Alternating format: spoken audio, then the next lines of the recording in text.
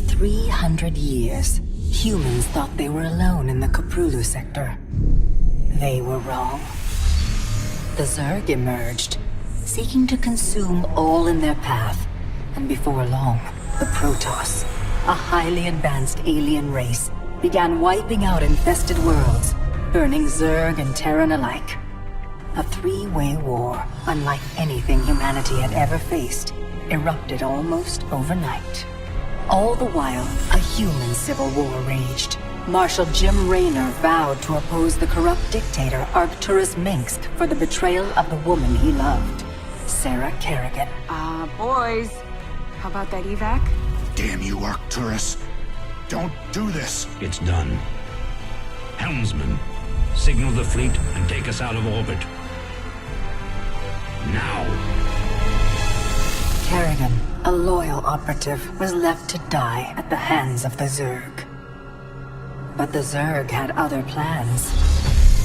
They transformed her and unleashed her psionic power upon the Prologue sector, searching for their real objective, the Protoss homeworld of Ire.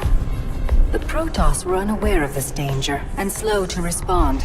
Their rulers, the Conclave, had dispatched Executor Artanis to hunt for Tassadar, a commander who had refused to wipe out infested Terran worlds.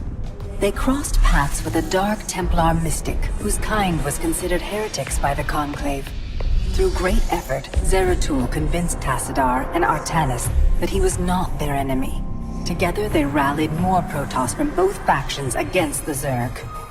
Despite the Conclave's fury, they achieved significant victories against the Swarm. But when Zeratul struck down one of the Overmind's Cerebrits, his own mind was left vulnerable. From his thoughts, the Overmind gleaned Ire's true location, and the Swarm descended upon the Protoss homeworld with all their might and fury. It was Tassadar who kept the Templar from extinction that day. Using the power of both the Templar and the Dark Templar, he sacrificed himself to kill the Overmind. Ire was lost, but Artanis led the survivors to the Dark Templar's homeworld of Shakuras. Old prejudices were set aside. The Templar were now in the Dark Templar's debt. Without the Overmind, the Swarm fractured. Kerrigan sought control of all the Zerg, even enlisting the aid of old friends and enemies like Raynor, Minsk, and Zeratul. Once her rule was uncontested, the Queen of Blades betrayed them all. Billions of humans and Protoss were killed. The Zerg stood unchallenged, but to the relief of all, the war seemed to end there. Zeratul suspected the Zerg had fallen under the control of dark forces. He uncovered prophecies stating that an ancient entity, Amon, was attempting to merge Protoss and Zerg lifeforms into an unholy hybrid, and that this evil might already have control of Kerrigan and her power. It was during this time that Executor Artanis, hailed as a hero, was made leader of both the Templar and the Dark Templar. As Hierarch, Artanis united both factions, and promised to one day reclaim the glory they had lost on Ire. Raynor had vowed to see Kerrigan dead, but his retaliatory strike failed. Even his rebellion against Manx's tyranny proved ineffective against the Dominion's propaganda machine. But with the arrival of old friends and mysterious new allies, Raynor revived his campaign against the Dominion, scoring major victories on multiple fronts. But Zeratul warned him about the encroaching darkness, and said the key to stopping Amon was the Queen of Blades. She was needed alive. In a daring raid on the Zerg homeworld of Char, armies from the Dominion and Raynor, with help from Arcturus' son Valerian, used an ancient Zelnaga artifact to neutralize Kerrigan's power and free her from Amon's grasp. The Queen of Blades was helpless. The Dominion wanted her dead. Raynor couldn't allow it.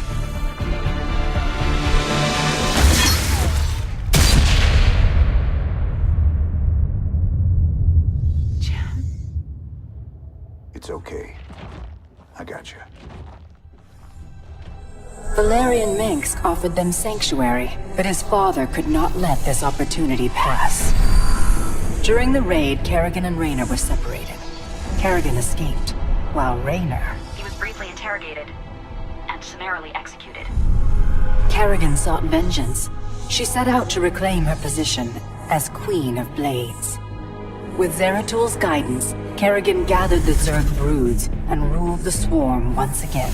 Only this time, free. The killing will never stop.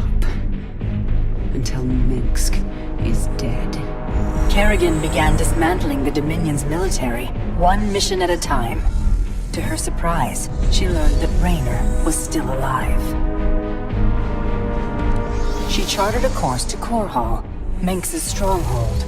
Despite encountering his best troops and traps, she personally ended his life. But there was little time to celebrate.